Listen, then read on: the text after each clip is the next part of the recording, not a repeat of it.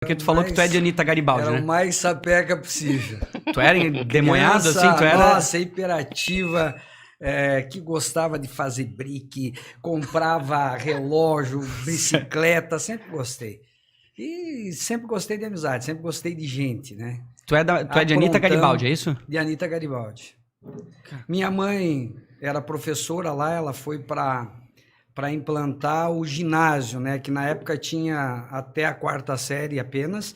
E ela, como normalista, ela se criou num orfanato, mas estudou com a ajuda das freiras, inclusive das Irmãs da Divina Providência aqui de Blumenau, mas no coração delas, no coração de Jesus em Florianópolis. E ela foi ser a primeira professora, ela com a Deusira Steffen, as primeiras professoras do ginásio, onde as pessoas puderam concluir o 1º grau todo ali, nessa 2ª fase, porque até então só tinha até a 4ª série. Tu já era nascido nessa época? Não. Ela conheceu ela meu papai. Ela foi colonizar depois. a Anitta Garibaldi. Ela foi conhecer o meu papai, que é de lá, né, de família tradicional, meu avô, um dos baluartes da cidade, sempre envolvido com a comunidade. Na época a Anitta Garibaldi pertencia a Lages, ele foi 2 vezes vereador por Anitta Garibaldi, mas no município de Lages. Então tem uma história assim bem envolvente de toda a família com a cidade. Como é que era, assim, tu lembra da tua rotina naquela época de moleque, assim, sei lá, quando tu era bem jovem, assim? Quem mora no interior, e assim, eu falo com alguns amigos de Blumenau, que lembro da época antiga de Blumenau.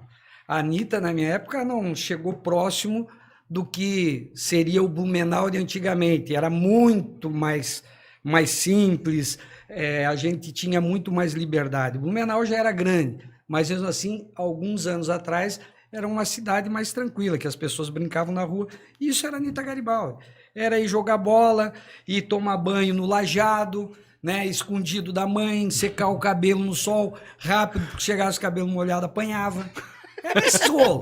Mas foi uma vida confortável, né? Assim, eu penso que a parte bacana do equilíbrio emocional que eu tenho foi dessa infância, maravilhosa.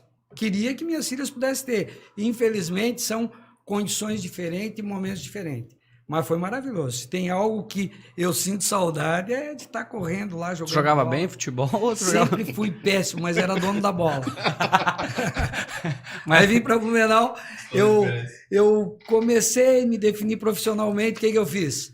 Só a bola já não era suficiente. Eu fiz um campinho de futebol, tenho até hoje. Então, com o campo, com a bola, tu joga sempre, não tem jeito. tu começava escolhendo o time, tu não era pro seu último você escolher? E assim, o critério era nosso, né? O que sobrasse ficava com os outros. Mas mesmo assim, ainda levavam umas regras no futebol. Imagino, mas assim, eu fico curioso porque as pessoas que a gente conversou aqui, muitas falam dessa época da infância, né? Do jogar futebol, do aproveitar o tempo diferente. A gente estava antes de entrar no ar falando sobre hoje a velocidade das informações, a ansiedade das pessoas. E, pô, é um pouco, acho que isso tá dizendo, né? A saudade do como o tempo fluía, como tu aproveitava mais a jornada, né? E não... O nosso grupo de WhatsApp, você queria entrar no grupo, era ir no campinho. Você queria mudar de grupo, era ir tomar banho no poção. Então, essa era a nossa atividade. Eu tô curioso pra saber se tu lembra de alguma cagada que tu fez quando tu era... Fiz várias. Eu tinha uma menina que, assim, na sala de aula, eu irritava ela e ela me irritava, né? E na época nós levávamos aquelas lâminas de barbear, gilete, para fazer a ponta do lápis, né? Tu tirava ali, quebrava, fazia novamente com aquela lâmina. E numa ocasião eu estava tão irritado com ela que eu baixei na carteira e a gente ia de Havaiana, né? A gente era muito simples, né? E eu fui lá e eu cortei a tira da Havaiana dela. Essa foi uma molecagem que eu me arrependo hoje, né? Eu queria pedir desculpa. Foi assim que surgiu o prego na Havaianas, é isso?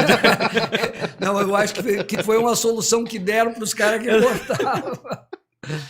Mas essa foi uma das tantas, né? Mas daí tu foi suspenso ou naquela época a suspensão era uma surra naquela época? E assim, por incrível que pareça, por ser filho de professora, as pessoas pensavam que a gente era protegido. Não, mas era muito pior. Era pior, né? Apanhava na escola e apanhava em casa. 2 vezes. E trabalho em casa e prova, essas coisas? Porque isso é uma coisa, já que tu era filho da professora... Eu tinha um problema seríssimo. Minha mãe sempre foi muito enérgica comigo. Mas para escovar os dentes era no cacete, eu era muito malandro. Ela vinha e tinha que ir, tinha que acompanhar, porque senão não fazia. Tarefa, ela ficava do lado. E eu tinha uma coisa que ela pensava que era uma maneira de eu querer me livrar da tarefa, mas quando eu ficava nervoso e ela do meu lado amolecia o dedo, eu não conseguia pegar, por incrível que pareça. Eu não tinha força para ligar, para pressionar o lápis. Isso eu lembro até hoje. E aí, tu sabe, né? Já tapa, isso era normal na época. Sim. Puxão de orelha. E aí, o que eu fazia? Ia lá na geladeira refrescar a orelha um pouquinho, que era normal. Mas nada de... Era mais uma partezinha terapêutica. Mas isso era a tua época ali no colégio. Bom, quantos anos? Talvez 13, 14 que tu tá contando? Vamos falar aí de 11 aos 14, talvez, ou dos 9 aos 15, sei lá, foi longe. Ela insistiu muito comigo. Minha mãe não desistiu de mim, não. E a tua rotina, como é que era na época? Eu sempre pergunto porque, assim, o acordar de manhã, o ir pra escola, tu lembra como é que era essa tua rotina? Eu estudava um período e no período da tarde, meu pai, na época, ele tinha um escritório de representações da Previdência Social. Como lá era interior, não tinha uma unidade, vamos dizer, do INSS. Então, a pessoa queria encaminhar um benefício para a Previdência, se dirigia ao escritório dele, ele levava a papelada e levava isso para Lages, para o órgão, para daí vir a documentação, para não deslocar todas aquelas pessoas. A Anita Garibaldi Lages era 100 quilômetros de estrada de chão. Caramba. Então, ao invés de ter essa mobilidade de todo mundo para lá, ficava, o escritório recebia os carnês. Então, meu pai fazia, não fazia muita coisa, mas eu tinha que cumprir o horário lá. Então, de manhã na escola e à tarde eu ficava com ele no escritório. Mas já para me livrar das safadices, né?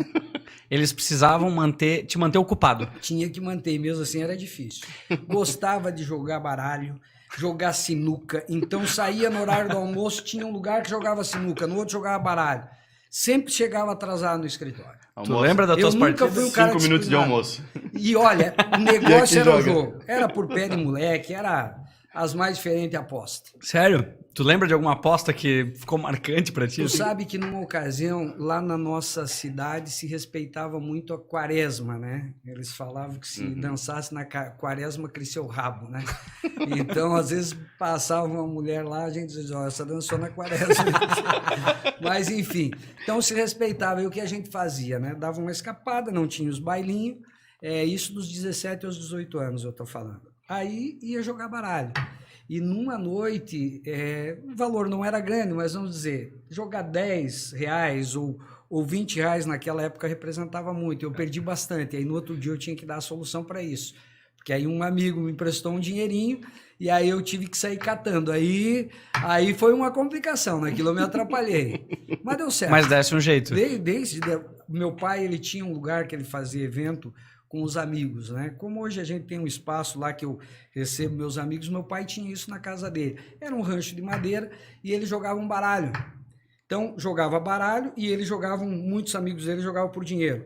E jogavam na mesma noite com 2 ou 3 baralhos. E aquilo lá depois dava de vender. Então, eu catei aqueles baralhos, fui vender para pagar a conta do jogo. Aí eu aprendi um pouquinho e aprendi a me disciplinar no jogo. Eu sou um cara que não posso jogar. Pô, mas que genial a alternativa que tu deu. Consegui resolver momentaneamente, Sim. Mas a solução do problema para mim é não jogar. Se eu for para cassino, eu tenho que ir com $100. Se eu for com 1.000, eu vou jogar 1.000. Em tudo.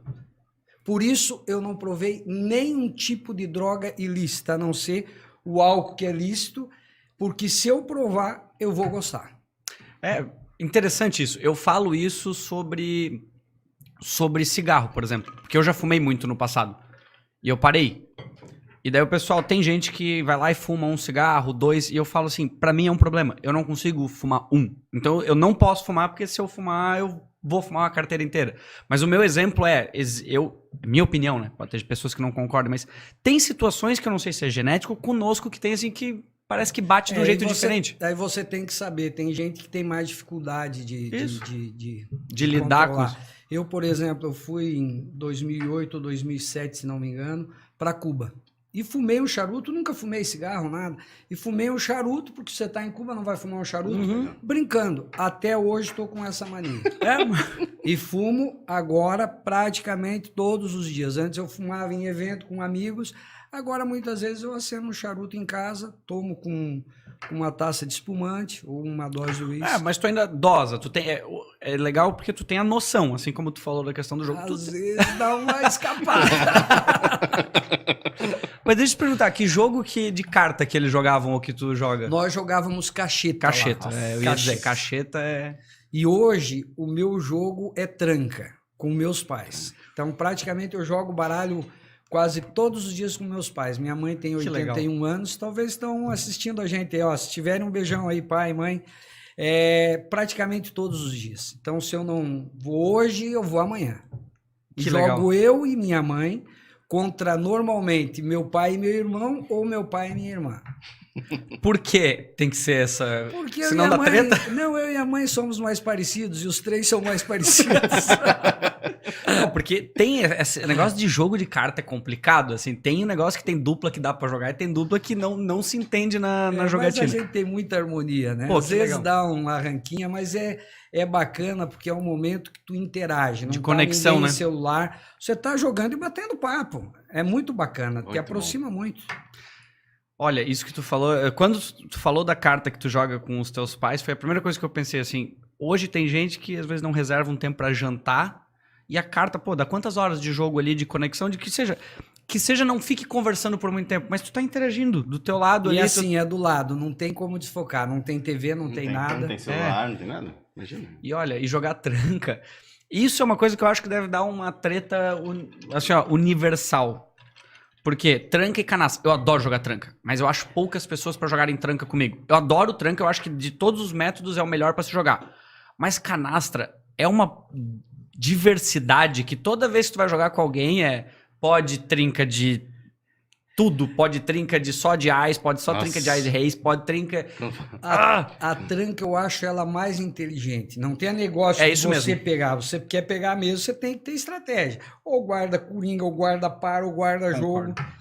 Eu acho a mesma coisa, eu fico, e pior, a minha sogra também, se ela estiver ouvindo, mas é que eu não gosto de jogar assim, pode lixar tudo. E não gosto de jogar com quem não sabe jogar também, tá? Nem o tipo de jogo. Os caras, tu joga e joga. Já não tem vontade. Não vou mais. E truco? Truco eu adoro. Nós temos um grupo, talvez alguns estejam assistindo aí, ó. Grupo Amigos do Truco.